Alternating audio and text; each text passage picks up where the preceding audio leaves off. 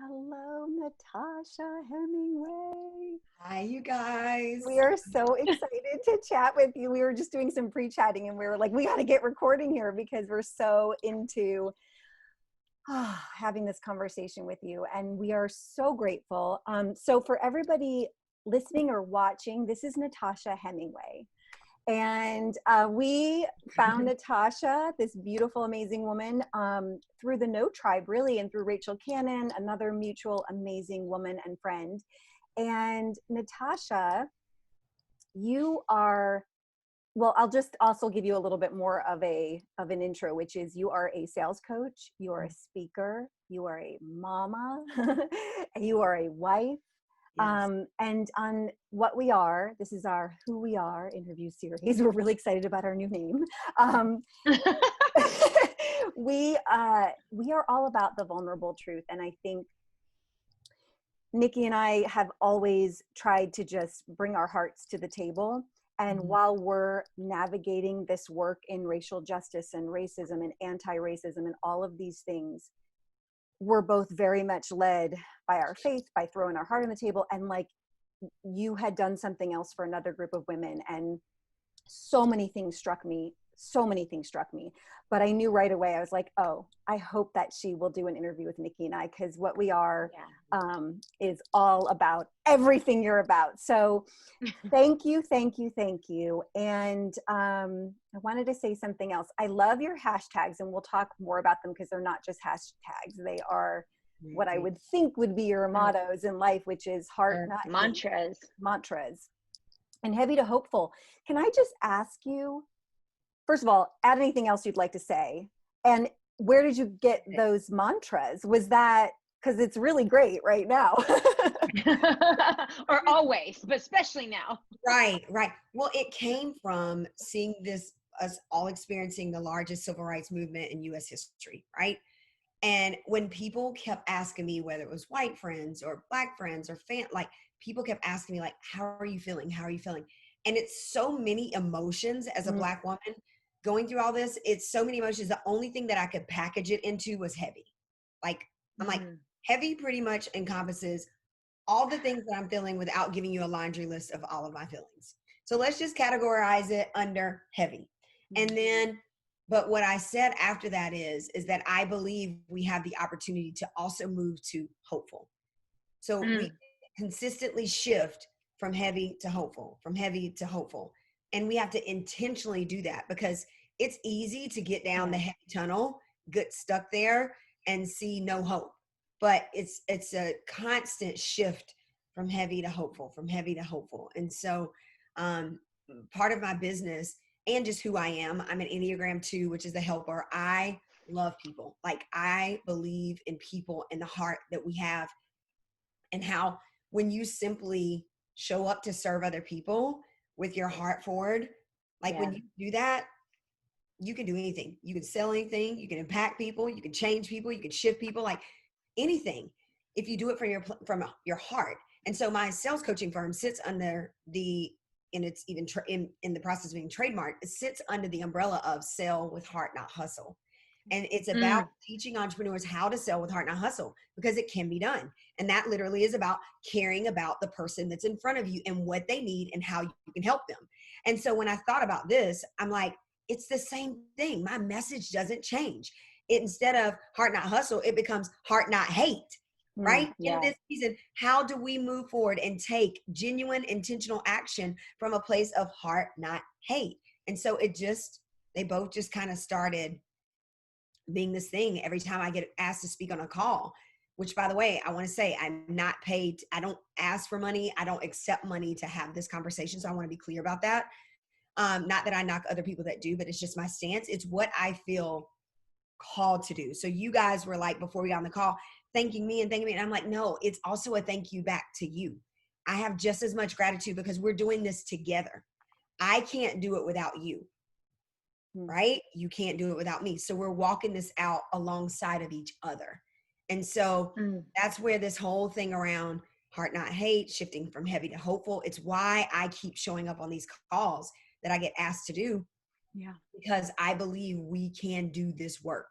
We can do this work. Yes. That's beautiful. That's very generous and also very true and beautiful. Thank you. Yeah. So can we just ask you a personal question? Because there's going to be a lot of stuff that you're going to just Teach us. gracefully and lovingly. And to help our community, you know, we have an amazing community, and I know everyone is sort of looking for different, so many resources, but Right. how are you today? In general, however you want to answer that. It changes depending on the day. I'm going to be honest. Like, I always try to keep myself in the hopeful box. Yeah. But it, like I said to someone else, it was another Black woman who's a friend. And I said, how are you? And I mean, really, how are you? And she said, Yeah. I'm struggling. I am tired. I'm fatigued. And I said, you know, those emotions aren't wrong. And I said, it's okay to feel like that, but I don't want you to stay there. And so it's the same thing. I apply the same thing to myself, is that it's okay for me to be heavy sometimes. Like, gosh, it's crazy because you just asked me that question and somebody hasn't asked me that question in a while. And so slow down and think about that. It's tiring. I'm not going to lie. It's tiring. It's triggering. It's heavy, but my heart believes and beats for people. And I'm hopeful. I'm hopeful, but do I have my days that are heavy? Absolutely. Do I get tired? Yes. Do I feel like you think you're moving hopeful 10 steps forward and then you feel like you can be yanked? You turn on the TV, which I don't, but I mean, I'm on social media. So social media is like TV too. I mean, right? Yeah.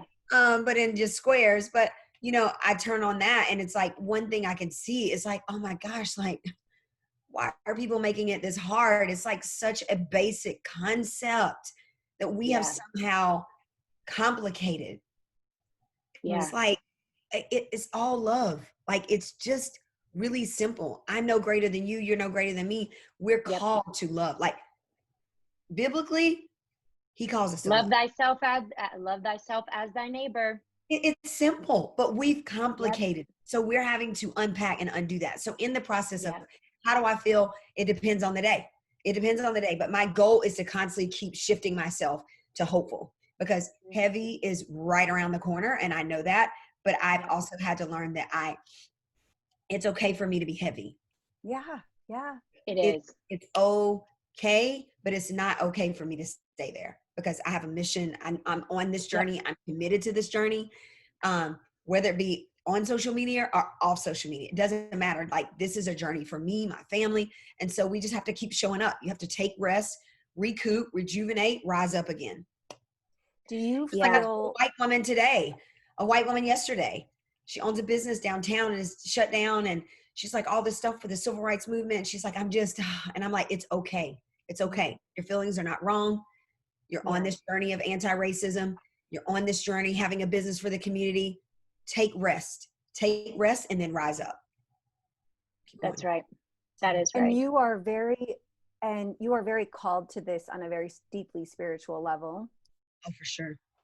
Same with me. I feel like Jen as well. Like we are very much called to this. I mean, through my faith, I've been called to it since my 20s, even younger than that, really and truly. And the thing that you said that just I keep going back to as well is it's just such a simple concept: love thyself as thy neighbor. And we have complicated it so much, and which is really unfortunate. You know, because at the end of the day, it is true. No one person is better than anyone else. And which I think could lead us to our first question. What is white privilege? Ooh. I'm just going to lay it out there. I mean, I think it's a great way to go into our first question. Which is, it's a hot what is white privilege? Words But you know what? We're here to have. It is a hot button word. And I have to say, on my social media, you know, when I began posting about this, the things that I get back, or the conversations that I'm having with people when I bring up white privilege, and is, well, I've worked 3 jobs, and I've worked this hard, and I've done this and I've done that. And the way that you described white privilege and in the interview with Rachel, I felt was so clear. Yeah. And I would just love for you to tell our community Yeah. the definition of white privilege so that we can understand. Right. I'm a very like visual analogy. Like I explain things that way because I think it's just I love it. so clear, and it's not just like a bunch of my words, but like how Yeah. can you actually visualize this? So the best way that I've seen it explained that I have started sharing or I've been sharing is that if let's say we all live in a neighborhood, right? We all live on the same street. We all have our individual homes. And let's say my home is on fire, right? My house is on fire. And what we should do, or what naturally the instinct is that, of course, Jen, of course, Nikki, you would run to my home and be like, oh my gosh, how can we help? Jen, call 911. Nikki, go make sure, or Nikki's husband, make sure no one's in the house. Oh, wait, make sure the dog, are they safe? Can somebody grab water? Blah, blah, blah. Whatever it is, everybody's going to come to the aid of that neighbor because their house is on fire. Yep. But then you have this one white person that walks out of their house and like, hey, my house matters, and we're like, yeah, no kidding. But our neighbor right here, Natasha, and her family, the Hemmingways, their house matters right now because it's on fire. It's on fire. So yes, all of our houses matter, but the only house in this neighborhood on this block that's on fire is this one. And so right now, as a community, as neighbors, we rally and we go take care of them. And so it's this, and that really is the definition of that explanation of really, that's more like Black Lives Matter, right? All that, Yeah. all right, lives matter. The But Black Lives Matter versus all lives matter. When people say that, it's like, yes, of course all lives matter, but your house is not on fire right now. right. But It's just even focusing that, over here. Yeah. right. But it's even that privilege of being like, well, no, right? Like I've always been superior. It's about me.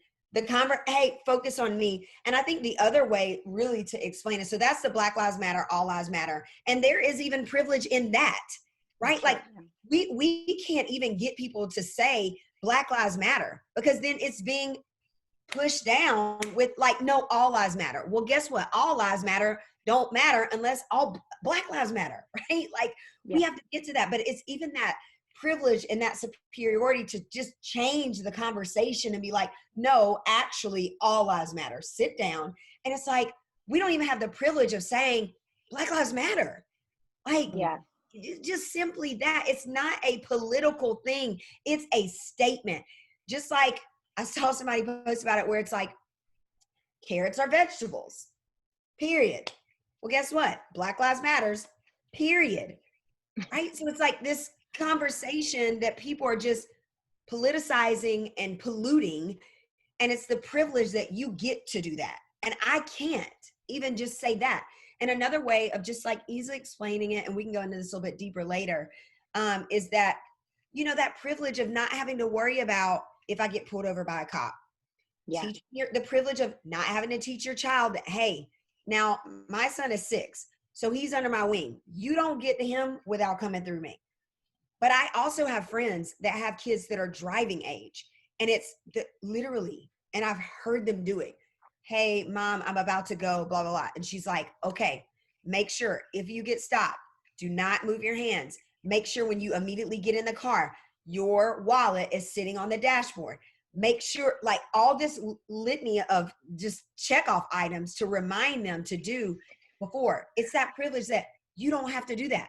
Or like one of my friends who's out in Idaho, she was talking about how, the story makes me sad so many times, but she was talking about how she was coming down their neighborhood road and she saw a black boy on his bike, a younger black boy, and he was pedaling and he kept doing this, turning his neck, and he pedaled faster, and he was turning his neck, losing his balance because he's trying to look back. And she was like, in her mind, she's like, what is he doing? And then she said, it dawned on her immediately, oh my gosh, he sees my white face and he is nervous. He is scared. And she said in that moment, she's like, Natasha, she's like, all I could do was just stop my car. because all I wanted to do was just let him go. Like, let him go, let him pedal on, because I could tell he was visibly nervous because he saw my white face. And it's like me driving. And she's like, even that, she's like, I have the privilege of not caring that when I send my child out to ride his bike, she has a son and a daughter. When I send them out to ride their bike or walk the neighborhood, they're not going to be paranoid. They're not going to be worried. It's all of these little things, the privilege that you have to being into good school systems. And that's under the umbrella of that systemic racism, right? To not worry about red zoning, to not worry about when you go to get a loan, somebody's not going to second guess you or send you to this bank where you're not going to have the best opportunity. Like, it's all of these little things, or even simply down to this is where you go to confront your Black friend and you're like, hey, I see you. I love you. I want to stand with you. Black Lives Matters, whatever. And she comes back and she's like, no. And you're like, but I don't know what to say or how to say it, and help me, whatever. And she's like, no, it's not my job to help you. No, you need to go. When you're met with that resistance and that anger, you have the privilege of being able to turn away and never discuss it again because it made you uncomfortable. You didn't like her response or whatever the thing is. You literally get to turn your back and be like, radio silence. I'm not talking about it again. I'm not approaching another Black person about it again because it hurt my feelings. I didn't like their response. But that alone, that simple thing is privilege. You being able to go into Target and I having to worry about cameras, or I did it to I had that feeling a couple of weeks ago. I was in Target and I don't know what, I think I was getting my phone out and then I was I had my purse across me. I had my phone in my back and I had taken my headphones out of my purse, put them in my pocket because I wanted to listen to a podcast while I was shopping. And I was like going in my pockets and I was like, oh, I need to get my phone out, but then let me get this buggy. And then I'm like, oh, I need to get my headphones out. And I was like, I literally in my mind stopped and I'm like, don't be digging in your pockets. Because I know I'm on camera. Everybody that comes through there is on camera. But then me being on camera becomes a different situation.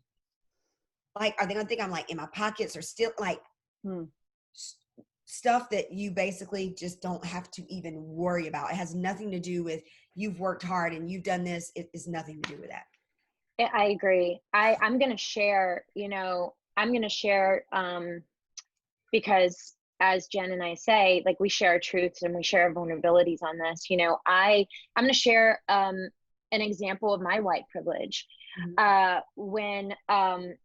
When we were asked to step up as white allies, and which we should have been doing a long time ago. We didn't need George Floyd to be murdered in the streets for us to begin to do this work. We should have been doing it a long time ago, to be honest. And I posted something on social media, and I had been posting on social media, but this particular thing that I posted really triggered a lot of people. And I was okay with that. I was okay with the triggering. Right. Then I got threatened. Oh, wow. Then there was a threat that came at me. And I took my post down. And I struggled I had the conversation with, my husband and with myself, and like, what do I do? And then I ended up taking it down, and I hated myself for doing that because what I knew was that was white privilege. My Black friends can't take their post down because their lives depend on it. But like you said, it's the being able to step away and turn away and walk away from something. And it really, like, I sat with that for weeks. I sat with it for weeks because I was like, that right there is white privilege. My ability to be able to take my post down and then walk away and go camping with my kids and disappear for a little bit because I was scared, and I was scared for my family. And I wanted to share that because that is an example of what you are talking about, to be able to turn away from a conversation or something that is really hard that our Black friends cannot do. Mm-hmm. They don't have that luxury because, like I said, their lives are dependent on it. So I know that it makes me look bad. And at the same time, it's not about that. It's about putting your ego aside Yeah. and checking yourself and being very honest about your own white privilege inside of all of this. Yeah. I think that's what's hard for people, is that they're having to take a hard look at themselves. Yeah. So it's not like, Yeah. oh, that's an issue and I can like throw money to it. I can do this, but it's like, no, it's a personal issue. Like you have to check yourself, and that's hard for people. Well, I think I also wonder sometimes, again, the white privilege kind of maybe triggers people into thinking like, I have worked so hard, I don't have privilege, right? But the deal is, it's just this. It's the skin color that you lead in within the world that is then connected to this giant system that works for you, even when times are tough. Yeah. So even if I'm having a hard time, you're not getting into the rooms I'm getting into. And there were a couple things. One thing you said last, on Rachel's thing, one thing you said, which was me, and I had to go like, oh, just, oh, the voting thing. So I've always voted when I can in presidential elections, but I have been really, until Trump, I was just totally, and I still need to be much more engaged in my community and policy and voting on everything to make change. And something you said, and I can't remember the exact example, but it was kind of like, I think it was someone who was like, didn't vote because it didn't matter. It would go her way anyway. Yep. You didn't have anything at stake. My life isn't at stake. Yep. It doesn't mean important things aren't going to work against me as a woman, as this or that, or business owner. My skin color, and I'm not oppressed in that way that I'm like, oh gosh, if this policy doesn't pass, I literally cannot adopt a child, or I cannot walk down the street and I have to feel more safe or unsafe. And that was like, yeah, that's white privilege. Yeah. It was really great example. Sorry, go ahead, Natasha. No, it was a really, really good friend of mine, and we were just having some real girl talk. But she's that person that she is anti-racist. She's an ally. She's like, I'm here for the journey. I mean, teach me, tell me. I want to hear. Like, there are things that we have and that we share with her that really is like almost even embarrassing and shameful, of things that happen at times with slavery and all that. Like, you just don't even really want to talk about it. But she's like, no, I want to know. And we started telling her things, and that we got on to voting, and she was like, yeah, she's like, oh my God, I just realized another white privilege is that she's like, I've never even voted because I've never had to worry about it or care about it. Never voted. Wow. Never voted. Not understanding the impact that the vote has. And it was just, that was even eye-opening for us. Like, she said that and we were like, you were like, wow. Like, yeah, you can open our eyes up. It was just, it still comes down to the Black Lives Matter thing, white privilege, they're all intertwined. Yeah. And it's like, before I can even go into white privilege, I feel like I have to go into Black Lives Matters first, right? Like, before we go to privilege, can we even talk about Black Lives Matter, period? So that can we just agree on that? Can we just agree on that? Well, I have a question that I want to piggyback off of, the posting or the conversations that you have with people, where how do you lead with your heart and not hate when you are met with not just resistance, but anger, and even, in my case, and the case of many of my Black friends and people that I see, Black activists on social media, even with threats. How do you lead with your heart in all of that? Because I have to say, like, it's really hard. It's really hard when you see how much hate is out there. Yeah, so for me, the scenario that I give, because this is the communities I'm speaking in constantly, right? Yeah. And it's mostly white women. Because Black women, I mean, like, we've been having that, Black women, we've been having a conversation our whole entire lives, okay? Like, this is not new to us to talk about this. However, I think it is new for us to have white people be interested in talking about it. And so that also brings up a lot for Black people. It's a lot of triggering and reliving and trauma. It can be complicated. So when, let's say, for example, like I gave earlier, a white woman decides, hey, I want to reach out to my Black friend. I love her. Like, I see you. Black Lives Matters to me. I want to stand with you. I don't know what to say or how to say it. And you get met, or you have a difference of opinion, whatever. I don't know. But you get met, let's say on this scenario, but you get met with, from that Black woman, anger or frustration, pain. Like, and it comes across, hey, it's not my job to teach you. I'm trying to take care of me right now. I don't have that room or energy for you. So no, whatever combination of things that she may say, again, you have the opportunity to turn your back, which is white privilege, and be like, she hurt my feelings. I don't like the way she made me feel. I tried to help. She's resistant. She doesn't want my help. I can't even deal with this. Whatever your thoughts may be, I want to encourage you. The first thing for you to be able to love and move through with heart, not hate, is to know that it's not about you. Yeah. Her anger and her pain really is not directed directly at you. It's not like, Nikki, yeah, you say Black Lives Matter. I saw you post something racist 2 years ago, whatever. No, it's not that. And however, guess what? We get to evolve. Maybe that is the situation. And maybe someone has realized that and changed their heart and they've evolved, right? Whatever the situation is. But when you go in with that, you have to understand that you're there in order to seek to understand and love her. Number one, it's not about you and her making you feel good and clapping and acknowledging because you've come up and started having this conversation. It's not. And it's also not directly directed at you. It's the trauma, the pain, the oppression, the systemic racism, having to feel like you got to work 20 times harder just to get in a room, not even counting, not even your voice even be heard. Like, whatever it is, it's a lot for that Black woman that you've approached. So her pain and frustration and anger is not about you. It's the whole, it's a system, right? So you get to either turn away and walk away, or you get to lean in, which this is what I suggest.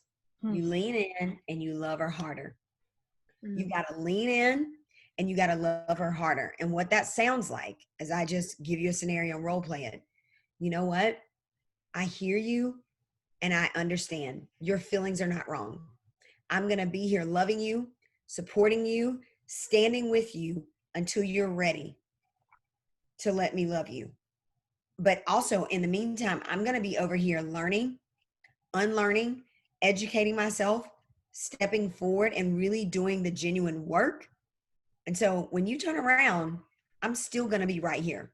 I'm not leaving. I'm going to love you through your pain. And that is how you lead with heart, not hate, because the hate is easy to default to. Well, I just don't want to talk to her anymore. She blew me off. I tried. I'm done. Like, that's just bitter. It's bitter. It's selfish. It's all those things. You have to be really careful not to slip into that, and to make sure when you go in first that you've prepared your mind and your heart to understand, I might be met with some resistance. I might be met with her pain, but I'm going to stand firm on the fact that I'm bringing heart, not hate to this situation. And I'm going to lean in and I'm going to love her harder.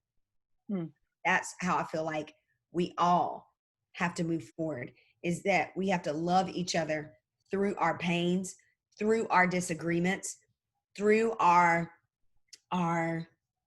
inability to want to see things. Like, I still am called to love, period. That's biblically, I'm called to love, period. He didn't say love if they don't believe in you, love if they don't believe Black Lives Matter, love if you get your feelings hurt because you approach a Black woman. No, it's very clear. Love thy neighbor as you love thyself. So it's very simple. Does it take work? Yes. Does it take giving grace? Absolutely. Extending mercy? Absolutely. But if you're on this journey, it has to be done. It has to be done, or we won't get anywhere. Because when you turn your back and you use your white privilege, it just deepens the divide. So I tell people, don't step on this journey. Don't get in the lane if you're really not here to be in the lane for the long haul and with all the mess that comes with it. Mm, Yeah, I love that.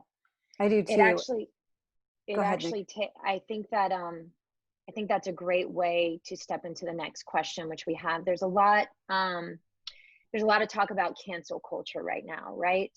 And a lot of shaming that's happening. Um, and there's a lot of talk about the calling in versus calling out. Um, what are your feelings about all of this? That all of that.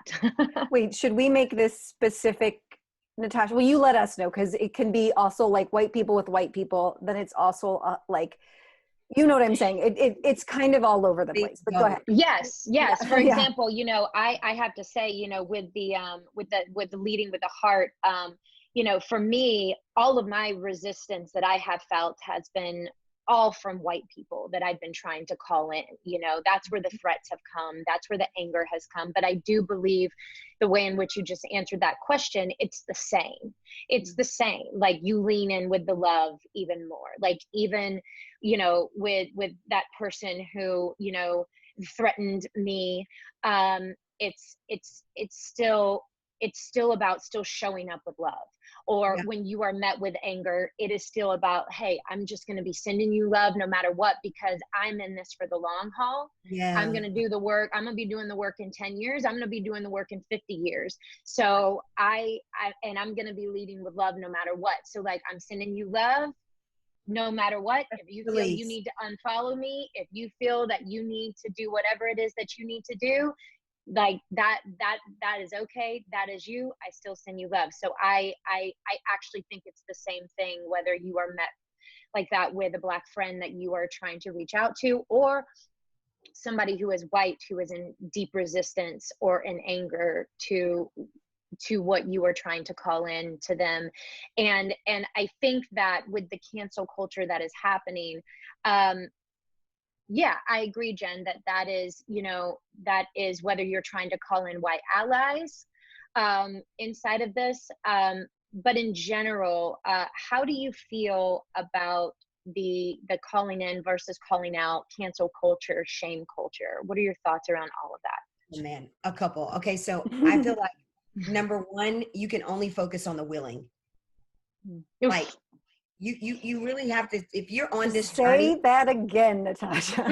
You can only focus on the willing. If you're on this journey, this is long haul. It's exhausting. There's a lot. You do not have time to be distracted by people who are not interested in being on the journey. They're not interested in Black Lives Matter. They're not interested in being on the journey or being anti-racist or being an ally.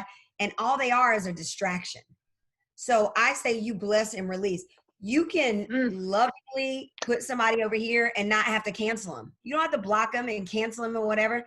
They might get some education eventually from your stuff, right? Let them be, because they're distraction and they will take you off the mission quick. So you have to always focus on the willing, and those who don't get it, whether it be family, friends, whoever, let them be. Now, this cancel culture, I believe it takes a sense of maturity, right? Like, you have to be on the journey. You got to be one of the willing, because the unwilling, like I said, they'll get you distracted. And then you're focusing your energy on that. And really what we want to do is, if we want to bring them in, if they're willing, and if they're not, it's okay. I can love you from afar and we can move on. It's just like, there are people. Bless and release. Bless and release. Like I said earlier, bless and release, because there are people that it's going to take them longer. There are people that will never get there. And that's okay too. I can love you from afar. And for those who are really trying to call in, it comes from our actions and our behaviors too. If I'm coming across and I'm aggressive, then I can expect to get met back with some of that, right? And really, you have to literally, we have to individually, like I said, you have to love that person through it. I think it goes back to heart over and over and over. Like cancel culture, calling people out, calling people in by loving them and saying, they don't get it. I forget what interview I was reading where this Black woman who her son had been killed brutally killed by Ku Klux Klan members. I mean, you know, whatever, racist. Let's just say that, period. And they were in jail, and she talked about how she moved towards forgiveness and was able to go and meet him, speak to him. Like, y'all, that it's possible. So us having these conversations on the internet and how we're handling ourselves, we all have to individually be responsible. Are you here to tear down? Or are you here to rise up? Are you here to call somebody in? Or are you here to call them out? And I think there is also some humbleness to understanding that sometimes we can say things. I think for white people, you can say things and you might not fully understand it, and somebody might call you out, but you have to see that as I'm being lovingly corrected, right? If it's another Black person where they're like saying, hey, you know what? Probably not the best thing, or probably not whatever. You can be lovingly corrected. That's not somebody necessarily calling you out. And it might not come with the right energy. It might come with like, but then take a step back and say, what can I see in this? Where did I go wrong? Because you're learning. You're not going to get it right. Yeah. But we all have a responsibility to love each other through it, give each other grace, mercy, space, opportunity to get it right. So the cancel culture thing, I'm like, that. I think that's just the easy thing that people want to go to. I want to be on this side, and I want to be on that side. I want to be right. I want to be right. And it's just like, can't we all just get along? It feels like it slows things down from the the actual. It's a distraction. Yeah. It's a distraction. Oh, and yeah, Brene Brown had, I keep going back to her quote because she did an incredible interview with Austin Channing Brown. And in her interview, she said, I'm not here to be right. I'm here to get it right. And I just thought it was such a, and I just keep going back to that and going back to that. It's like, I you know, because I've been guilty to let you get it right. I have to be willing. That's a choice, but I have to be willing to let you get it right and to help you get it right to some extent. Not, am I supposed to educate you, have a weekly talk with you? No, but I feel like from my heart, right? But I feel like from my heart, I need to let you get it right. I need to understand you ain't going to get it right and be willing to let you get there, let you educate. Thanks, Natasha. You're welcome. Jen, do you want to move into this next question, which was, it was also hard for me to type because it's been a tough one that's been on my heart that I've been trying to pray so deeply through. Oh, wow. Go ahead, Nick. So 65% of Americans identify with being Christian. If Jesus was for anything in the Bible, Jesus was for unconditional love and for justice. Period. End of story. So what do you make of those in the church or those who say that they are Christian who are not only indifferent to racial justice, but who are actually actively against racial justice? This one is a good one. I think we all just need to pray for a second. Hold on. Right? Dear Lord. Can I just make this, I'm going to give Natasha just a second because it's a big one, but I do want to say there is something I think different too between, like, say, a church narrative and someone's spirituality and faith. And there is something I've been seeking in my own world where, and I forget who said, I think it was, I can't remember exactly, but I'll come back and post it if I can remember. The church has to catch up to God. And I was like, that just made me have hope again. Because I was like, that's the truth. Because there's so many, I know, you know, in my faith, well, I should say not my faith, in my religion, there's so many rules and this and that. And there's many I've seen change in my lifetime because they just changed. And we live by these things. And so what is your direct line with your soul to God?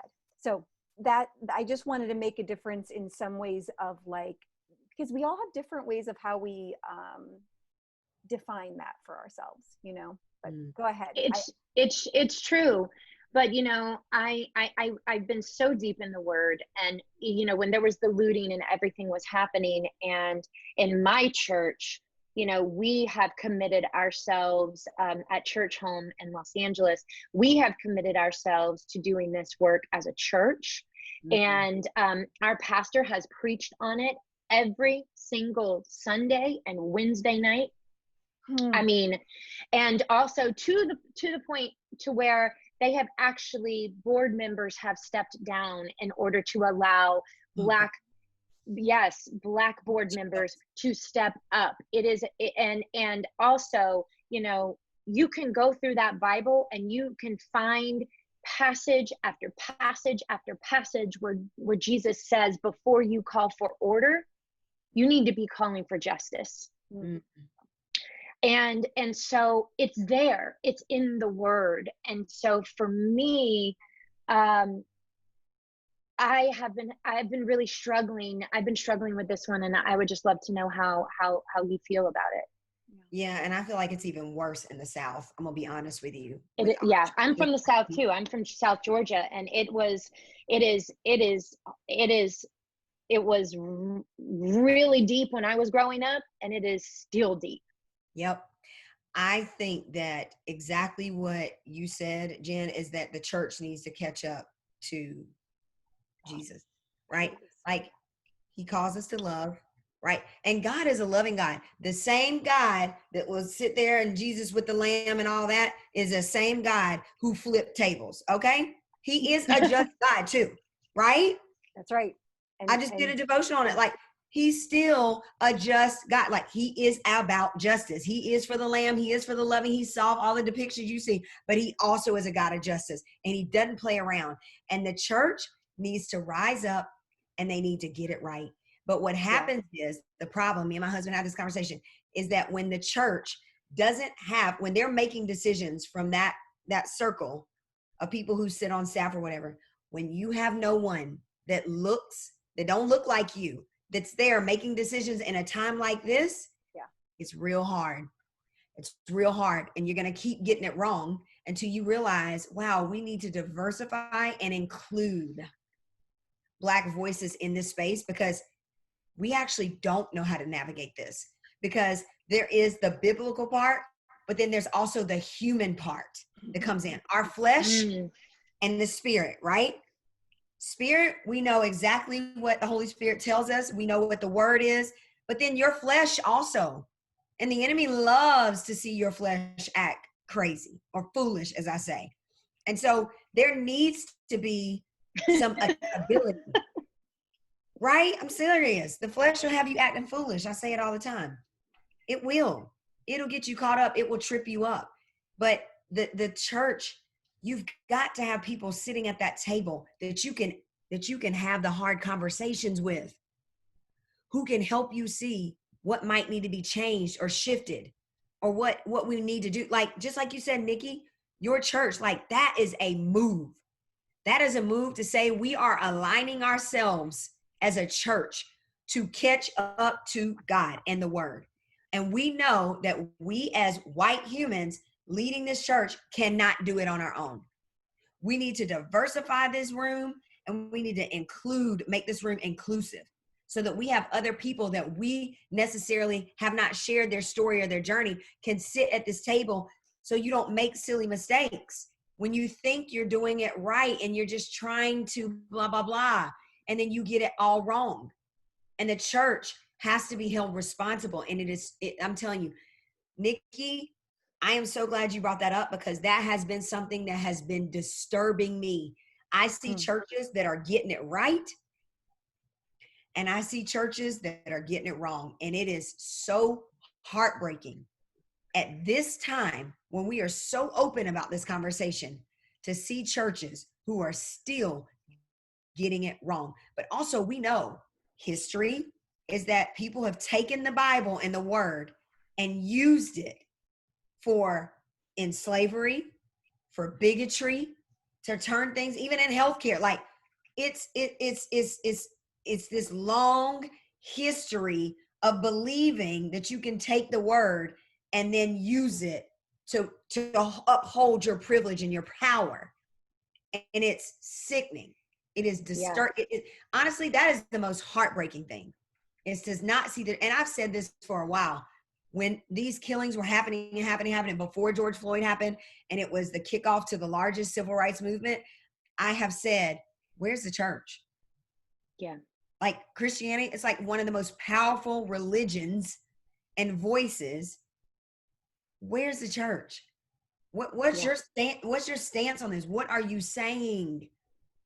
And I say that literally from a place of love, because I love the church.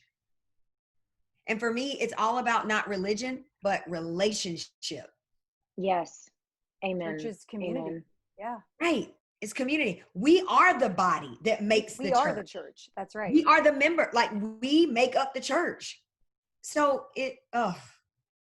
yeah, it's been for me, such a deep heartbreak. It was my heartbreak as a child, you know, growing up in this small Southern town. I would hear people, you know, treat my Black friends in such horrific ways and say such racist and horrible things. And then a lot of those same people were the people who were sitting in church on Sunday as the pastor would, you know, talk about Jesus and the Samaritan at the well and tell these stories and be sitting there with their hands risen and saying amen and all of that stuff. And I remember as a child being so confused of like, I don't get it. Are we not following the same Jesus? Are we not loving the same God? I remember as a child being so deeply confused. And I think as an adult, like you, I have been looking around going, where is the outrage in our churches and where's the uprising? Because again, if Jesus stood for anything, Jesus stood for justice and unconditional love. Love thyself as thy neighbor. Do unto others. Like, I can go on and on and on and on. And the fact that our human is twisting and turning God's word to fit into the bigotry and the racism and to feed into that, and using God and using Jesus in that way, I think is one of the most deplorable things that I've ever witnessed. And it has made, go ahead. No, please. Go ahead, Nikki. Well, and it has made me want to stand up as a Christian even more and say, hey, like, me as a Christian, me as a person of faith, I don't stand for that. Yeah. Who's with me? And I've seen a lot of churches who have risen up, and it has made my heart proud. Like my church home. I mean, oh my gosh. In LA, Oklahoma, like, I've seen it. Pastors that I follow online, bigger leaders, they are speaking up, they're speaking out, they're taking action, they're doing sermons on it. I'm seeing it. But I want to tell you, in the South, it's real hard to see it over here. Like, I'm not seeing a lot of it. I'm not saying it's not happening, but I'm not seeing a lot of it. And it's disheartening. And you know what's even more interesting? That people of the church will literally have the audacity to also take Martin Luther King's words and post a little bit of clip or excerpt of his quote, and then try to use it as to their mission on why people should not be, why people should not. Well, this is so interesting, Natasha, because this is what I've known in my soul since I was a little girl too, that this, like you had said, Nikki, things that were reflected that didn't line up. And as I got older, I was always like, yeah, it's the system. I never took the time to then look at that system as an adult deeper, like the prison system and the church. That's a system. So when you go, oh, Nikki's church is making a difference, what are they doing? They're not just like, it's okay to talk about it. They're in the systemic part where change happens. I think we all play each other down, and we've learned to do that. Like, well, we can't handle that. We can handle a lot. Yeah. We can do hard things. We can do, we do them every day. Don't you think? Right. And you know what I think too? It's so much of the issue is there's so much judgment Like, Oh, you does gosh, this, you just said the word. It's And it. I have to End of say to story. you, Period. I have had a deep walk with humility. And every day, the thing that I have said to myself, Nikki, humble yourself, humble yourself, humble yourself. And it is because there have been times where I have been so triggered in these conversations of like trying to get someone to understand. And instead of doing what you said, Natasha, blessing and releasing, they are not willing. I'm going to bless you and release. I pushed and I pushed. And what I started to realize that I was doing, I was like, whoa, where is the humility inside of you, Nikki Deloach? You need to check yourself. And I think this is a great thing for us to talk about, because this is something that deeply came up for me this month of like, I really needed to humble myself. right. And we all do, honestly. It's just like, from my stance on the church, like me and my husband had a conversation. We're like, well, I don't see it here, here, here. My husband's like, you know, some people, some people are in the camp where they're kind of like, well, they're not getting it because they don't want to. But then I'm kind of like, how can you get it when you don't even know how? There has to be some desire. It's a mix of both, right? Sure. There has to be a It's desire always more to nuanced. get it. Yeah. Yeah. There has to be a desire to want to get it. And then you have to want to have the help to get, like, you have to be willing to do the work, right? And so it's hard because you want to just be like, you want to shake people and be like, it's so simple. You don't get it. And it's so simple. Why? But they don't get it. And there's a reason there. They've been taught something and taught something. And I will tell you this, there's a lot of people, white and black, who are like, you don't get a pass anymore. You not wanting to get it, that's a choice. You not getting it, that's a choice. And so I say to literally, I want to be in my lane doing what I'm supposed to do with the people who are also in my lane doing it with me. I don't want to be in judgment. I don't want to be focused on them. I don't want to be and I haven't been. I've not been in conversation with them. I've not been in back and forth battles with them. I'm not in that lane, and I don't want to be in that lane. And I'm going to stay over here with the willing, the people who are called, and their way of doing it may be different than mine, but at least we're all on the same journey, trying to get to the same place. And I can respect that, but it's tough. Yeah. We're so And it's also a process, right? A long journey, like you said. And maybe one conversation isn't going to solve systemic racism. Maybe. Time. You think? Maybe You it's going to take, like, I just am not okay with the fact that it has to take generations. Because again, I think we didn't see a pandemic coming, and all of a sudden, a lot of us are agreeing to certain social standards we never would have thought of. And we adapt as humans so quickly. It's actually how we're built, to adapt. Yeah. So if we can move some stuff and eat, but I think you're right. There's so much, we just have to give so much grace and allow things. And I know I haven't always been good with this in my life, to come back around, to give it a second. Yeah. And not have to bite the whole thing off, right? And they're not understanding. Oh my gosh, it's all going to go down. I can't be friends. You can't be my family. Never mind. I'm never going to church again. Like, right. That is how it feels. Or that cancel them. Like, I'm done with you. Don't ever come back my way. That's People are allowed to evolve and change. And that's what we want to see happen. But you can tell when somebody's coming closer, or they're coming in because they want to know, or they're just there to attack and banter. That I'm not available for. I'm not available for it. So I can love them, I can bless, and I can release, and I can stay in my lane.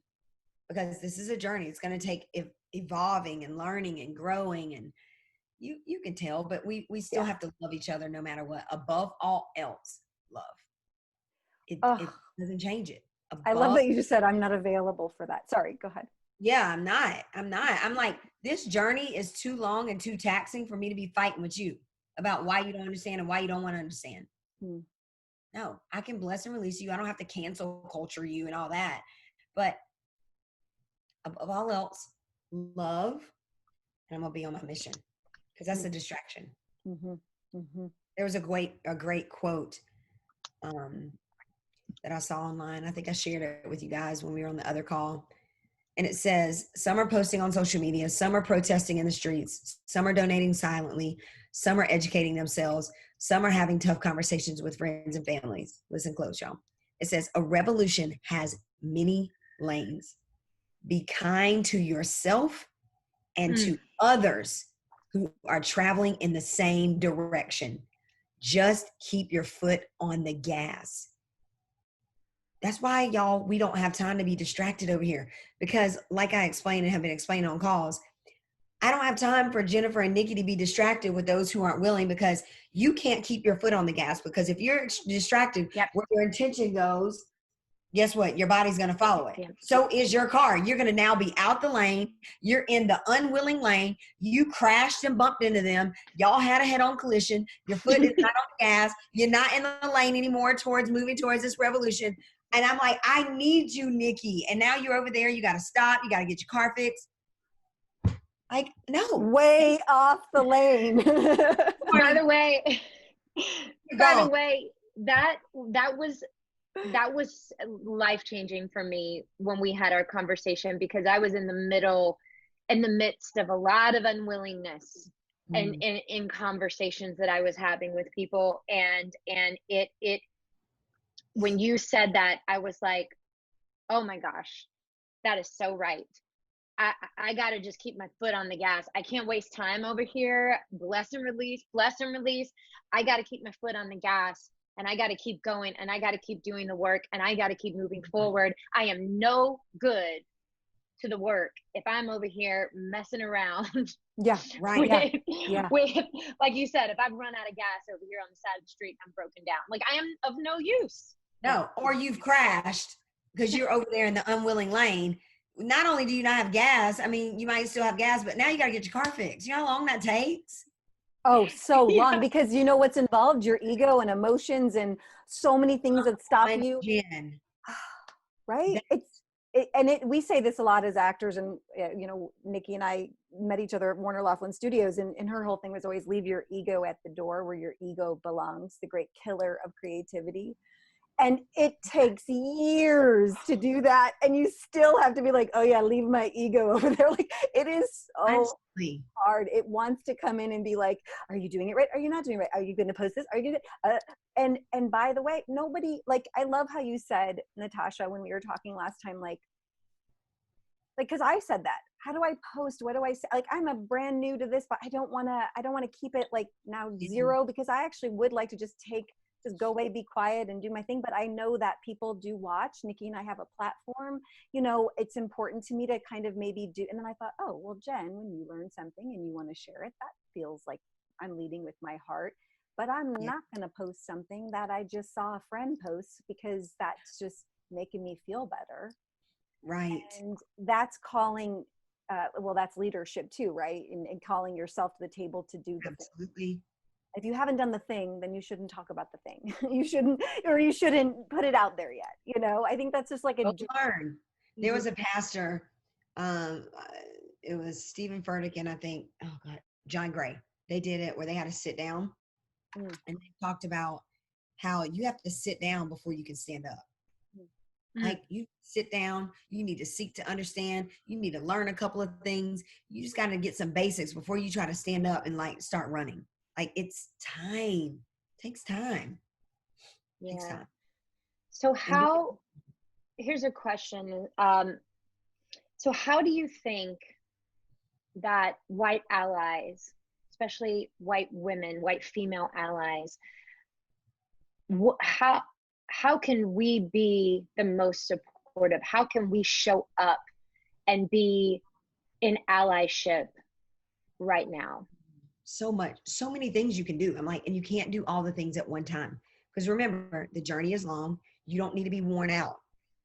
You gotta, this is a pacing. It's a marathon, not a sprint. But learning and unlearning, watching things, reading things, listening to podcasts, even more importantly, having conversations in rooms that we aren't in and that we will never be allowed in. Speak our names, have the conversation, push the envelope, challenge it so that we can get in the room. That there's, oh my God, like even with your family, your friends, what are you doing when you look out and it's your girlfriends? Or what are you doing when you get to a conference and it's all white people? What do you do when you get to a movie set and it's all white people? Like, where are the Black people? You mean that there's not any around to be talented enough to come in this space? It's not true. It's just no one's given the opportunity. And we're not asking for a handout. Let me be clear about that. We're only asking for what we deserve and what we're qualified for. And sometimes it might mean we might not be fully qualified because we've not even been in the space to even understand. So can you be an ally and say, hey, let me help you. Here's the things that they're going to need. It's like one of my clients right now. She works in the bank and she's very, very high up in the bank. She's a C-suite executive, a senior executive. And she told me her story, how one of her white VPs was a white male who literally was the one who opened the door. He knew she was qualified. She was overqualified for what she was doing. But he took the time to say, hey, come here. Here's the game. Here's the game. I'm going to be your ally. I'm going to be your sponsor. And I'm bringing you in. And be prepared, right? Be prepared. Do what you need to do here now. So where can you be speaking and having these tough conversations when I'm not even in the room? I'm not even allowed in the room. I may never see the room as in this day and time. But what are the conversations you can be having? And posting on social media. Let's be honest, social media, whether you like it or not, makes things go viral and it gets the word out. And you have people that follow you you'll never meet in person. But you posting gives someone else the courage, gives them the opportunity to learn, and you give them the courage to speak up. So it's this ripple effect that then becomes waves. And so it's doing your part. Are you having the conversations? Are you getting uncomfortable and going in rooms where it's all Black people, where it's an all Black conference, or it's an all Black community? Are you seeking to understand? Are you getting uncomfortable to say, hey, I want to sit in this space. I want to learn. And I have good intentions, because they might look at you a little sideways. I'm not gonna lie, but just say, hey, speak up. I'm here. I want to be in community. I want to learn, period. And my intentions are pure. I mean, there's so many things you can do. Protesting, starting in your home. What are you doing to change your home, your kids, how they see us? Because the TV is so strong, the media is so strong that it projects this image, and your kids unknowingly, even if you're like one of my really, really good friends who said that thing about the voting thing, and she was like, tell me all the hard things.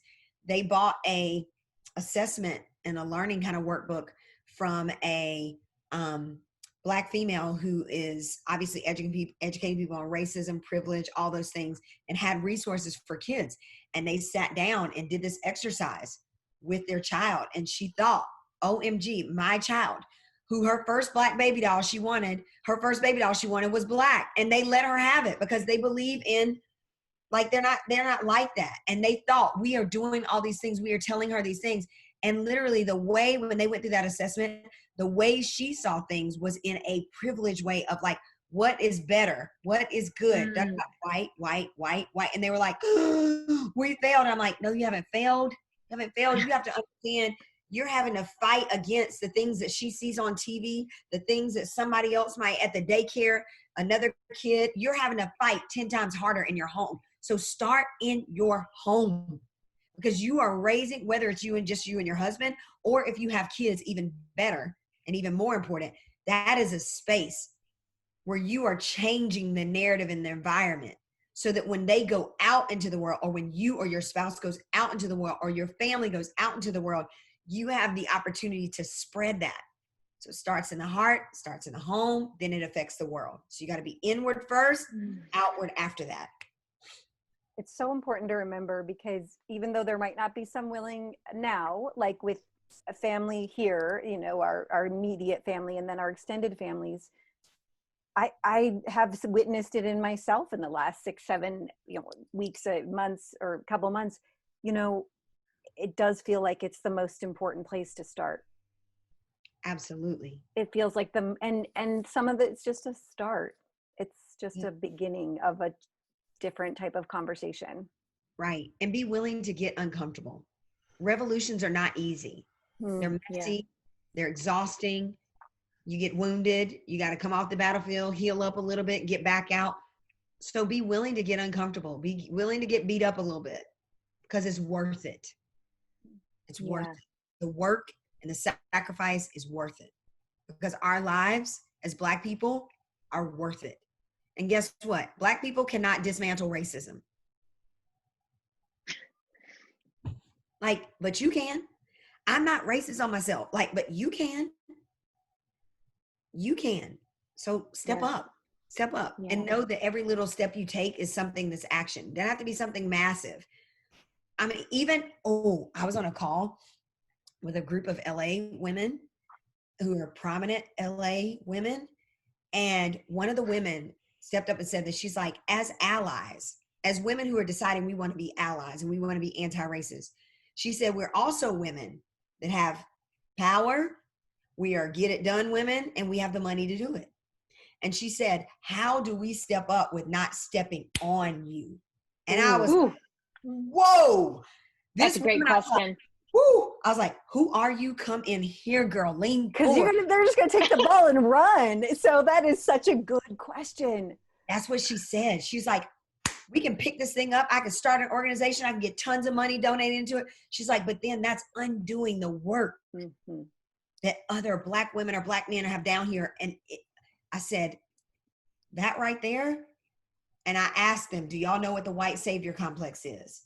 Yeah. And we talked about it. And they were like, some were yes, some were no. And I said, it's important to not slip into that. And it's important to, before you go create something, go do the research to see if it's already created, especially in this racism movement and civil rights movement. Go research and figure out if it's already created and then go take your funds there and say to her, hey, Black woman, Black male, how can I support you? How can I fund all the work that you've already been doing that doesn't have eyes on it, that doesn't have enough money to sustain it, but the mission is exactly with what I align with? How can I support you? Go sit under her or his leadership and do the work. Roll up your sleeves and do the work and give your money and bring your other rich friends. All of it. All of it. All of it. Yeah. That's how you do it. You get under her or you get under him, that other Black, white, or Black male, Black female, or Black male, you get under them and you let them rise up because you're willing to do the work and the lifting, the heavy lifting to rise them up. And isn't that like partnership, mentorship, all of the ships in a way, you know, just standing in solidarity, I guess, in the way of like, you know, you let people, like, that's what you do as parents, don't you? Like, let people rise. Like, this is part of what we should all kind of know. Right.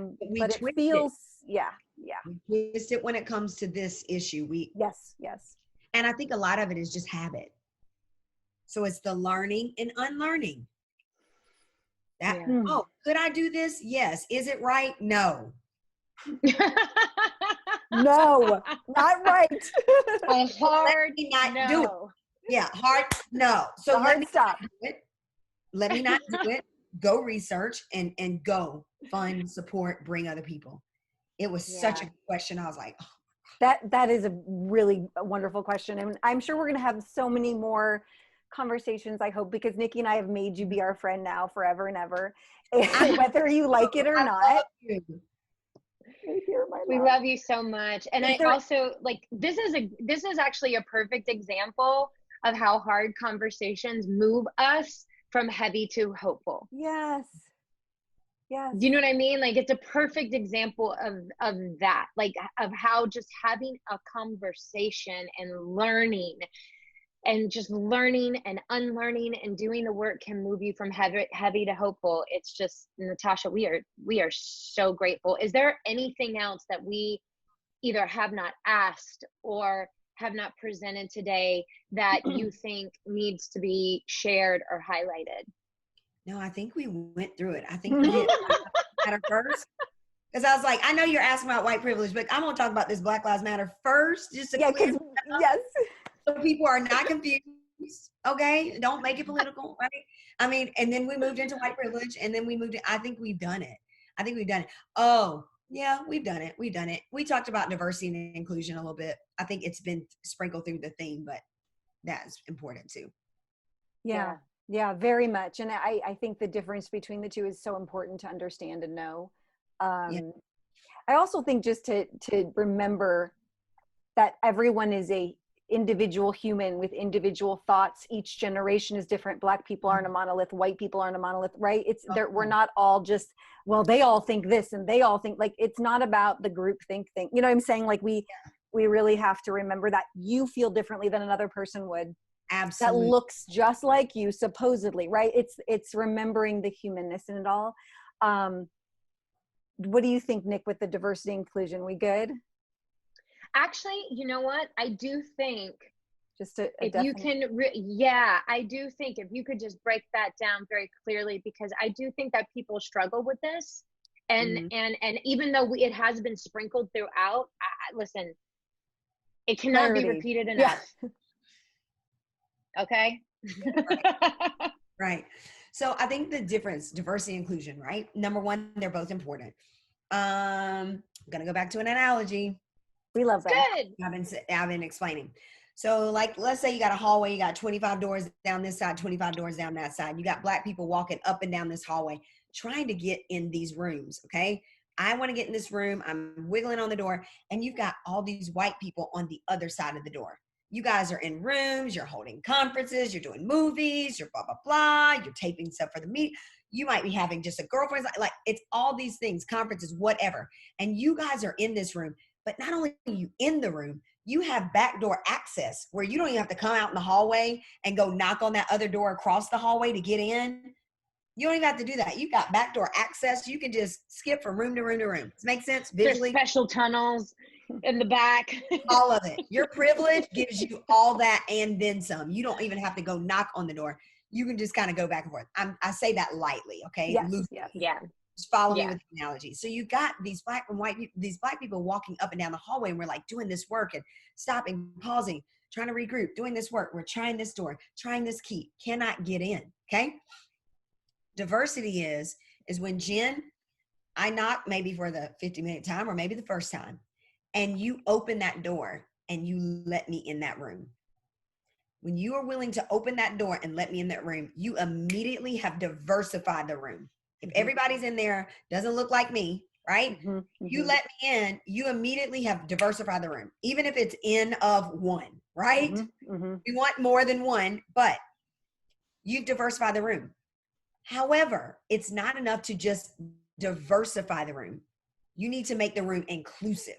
So that means let me have a seat at the table. Let me have a voice and be willing to hear me and respect my voice and let it be considered in decisions and conversations and actions and movements. Let it be heard and respected and considered. And so that's when you make it inclusive.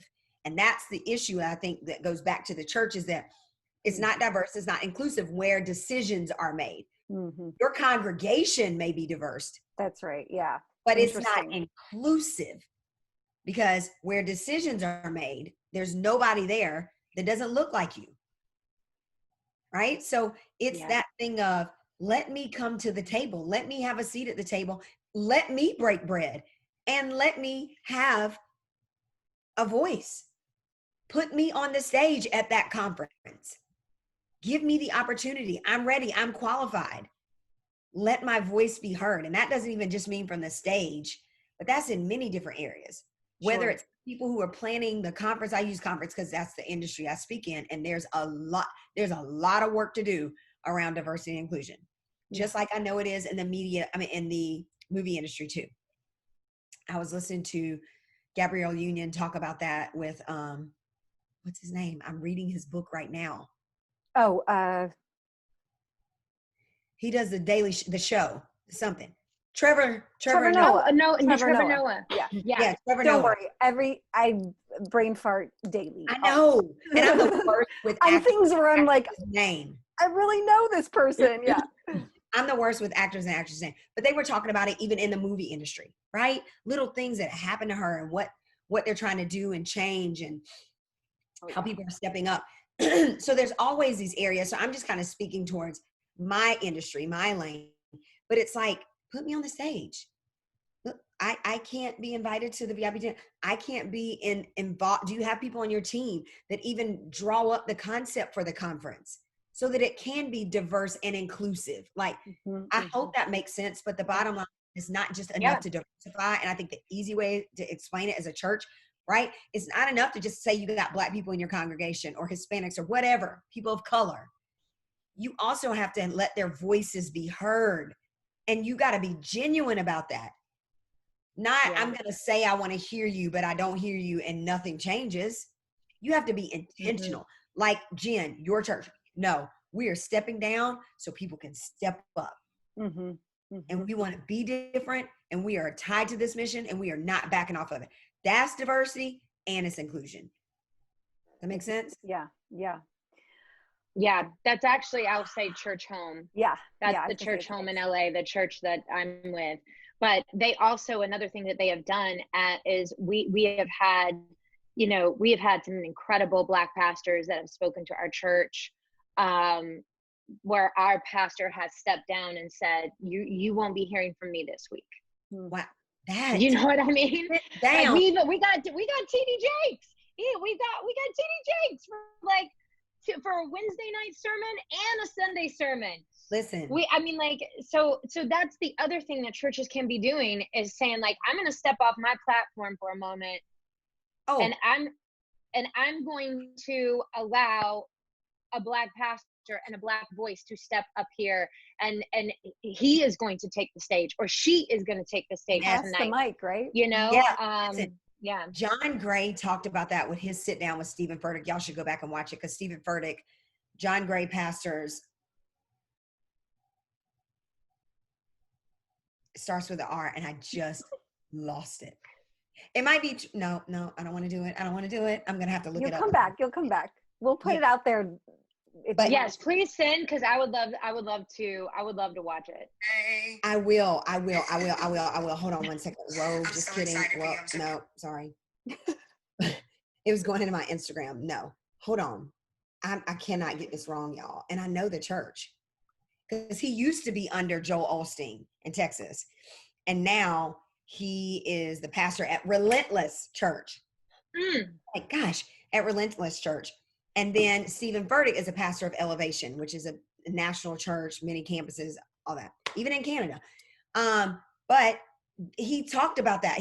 John Gray was saying, I'm going to paraphrase, right? Quote, you can go there and you'll watch it. But he was like, if you're a pastor and you are not prepared to step up and lead your congregation on this anti-racism thing, and you're not understanding how to diversify and and be inclusive, he's like, you need to sit down then. You need to come off your pulpit, and this season you need to sit down, because you need to be in a place of learning, because you have a responsibility and you are leading people. And if you're not ready to lead in this way, then you need to sit down for a little bit and let somebody else get on your platform who can lead. Come on with the ego, sitting down, the humility, the pride. Sit your tail down so that you can learn and do the work. And I mean that with all love, but I thought that was so on point.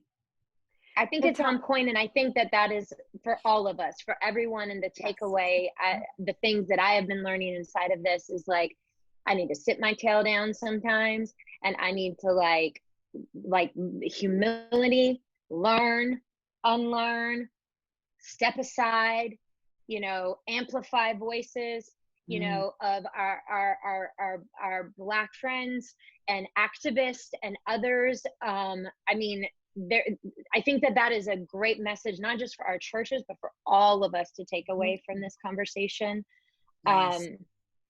We're so grateful, Natasha. Thank you. I am grateful for you too. The feeling is mutual. Listen, without you all, we wouldn't be having this conversation. That's the truth of the matter. So to all of the white people who are rising up and who are saying, yes, I want to have the hard conversation, I'm in gratitude to you as well, because it takes it takes the both of us being willing. And so we can do hard things, y'all. We can do hard things. We can move from heavy to hopeful. We can lead with heart. We can lead with heart, not hate. Absolutely. Yeah. Every time. Well, we're going to continue the conversation at some point soon, but we will end it here. And again, just thank you for your precious, beautiful time, because you don't get time back, and we very much appreciate it. Absolutely. Glad to do it. Mwah. Mwah. Love you Thank guys. you, Natasha. Love you. Love you back. Love you back. Love you back. All right. Okay. Bye, you guys.